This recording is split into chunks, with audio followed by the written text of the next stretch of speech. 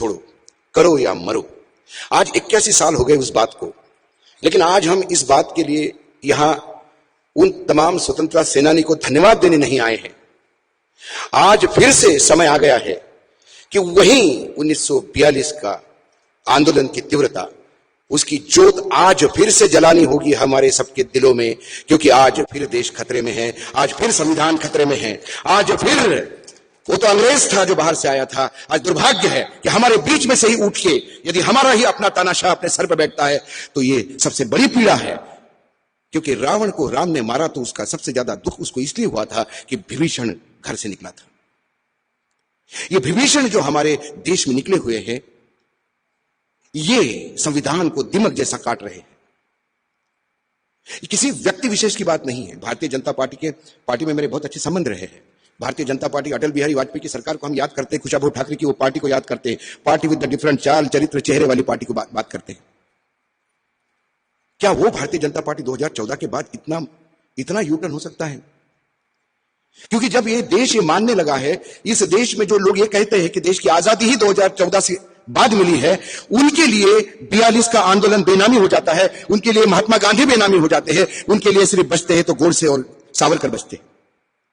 यदि गोडसे और सावरकर ये प्रवृत्ति से हमें लड़ना होगा, यदि फिर से महात्मा गांधी के हत्या को रोकना होगा। मैं हत्या इसलिए कहता हूं, महात्मा गांधी जाने के बाद जवाहरलाल नेहरू जी ने जो भाषण दिया था, उन्होंने कहा था कि लाइट हैज गॉन आउट, लेकिन अपने ही भाषण में फिर से वो रेक्टिफाई करते अपने आप को कि मैं समझ सकता हूं कि महात्मा गांधी लाइट नहीं थे, उनकी एक विचार शक्ति की लाइट थी।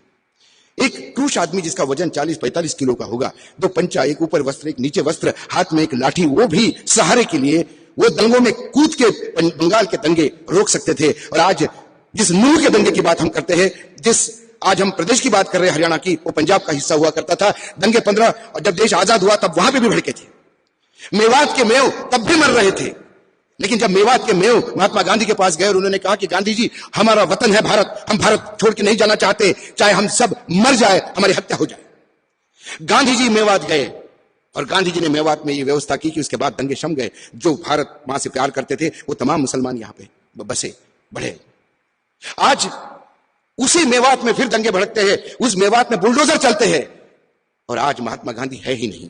जो हमारा अभिभावक है, वो पाकिस्तान से लोग आए, राजस्थान से लोग आए, ये रोहिंग्या लोग हैं, ये बांग्लादेशी लोग हैं, ये मुसलमानों को उस टर्म में ले जाना चाहते हैं जिसे एक देशद्रोही का टैग उन पे लगे। अच्छा हुआ हाईकोर्ट में कम से कम थोड़ी बहुत तमीज रही कि हाईकोर्ट ने इस बुलडोजर सिस्टम को रोका है। 2014 के बाद हुआ क्या? राजनीति में पार्टियां आती है, पार्टियां जाती है।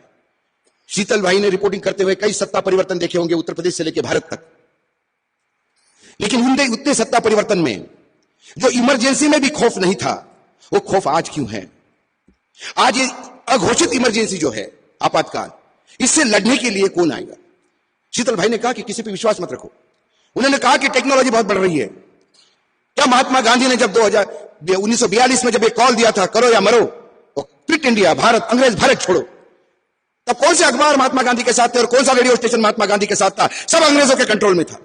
कौन से उद्योगपति तब थे? क्योंकि सेकंड विश्व युद्ध की बात हो रही थी और पूरा भारत का उद्योगपति, भारत का बिजनेसमैन ब्रिटिश के साथ खड़ा था, क्योंकि उसे लगा कि ये युद्ध की स्थिति है, पैसा कमाने का टाइम है, ये तो ऑर्डर पे ऑर्डर पूरे करने का टाइम है, क्यों साथ दे? सारे राजे रजवाड़े अंग्रेजों के साथ थे, हिंदू महासभा भी अंग्रेजों के साथ थी, संघ भी अंग्रेजों के साथ था। जब सब कुछ अंग्रेजों के साथ था तो वो महात्मा गांधी हताश तो नहीं हुए, क्योंकि महात्मा गांधी को देश के आवाम पे विश्वास था, जो आज भी मुझे है, और आज भी शीतल सिंह को है, आज भी पाठक साहब को है। आज यदि हम बोलते हैं तो हमारा सुरक्षा कवच मात्र इस देश की जनता है। हम जानते हैं अशिक्षित है जनता, जनता परेशानियों से जूझ रही है, जनता आत्महत्या करने पे उतारू है, हताश हो चुकी है। महंगाई, बेरोजगारी, कहीं बाढ़ तो कहीं पानी नहीं, भ्रष्टाचार चरम पे है। इतना सब कुछ होने के बाद भी वो लड़ रहा है, वो जिंदा है, क्योंकि वो जानता है कि यह परिवर्तन होगा।